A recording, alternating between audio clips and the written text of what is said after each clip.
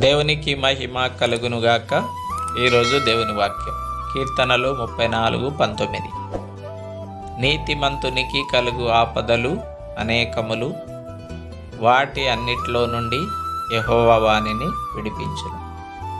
ఈ లోకంలో యేసుక్రీస్తునందు విశ్వాసముంచి మారు మనసు రక్షణ పొంది క్రీస్తులో నీతిమంతులుగా జీవించే వారికి నిందలు, అవమానాలు, ఇరుకులు, శోధనలు, వేదనలు, అనారోగ్య పరిస్థితులు వస్తూ ఉంటాయి.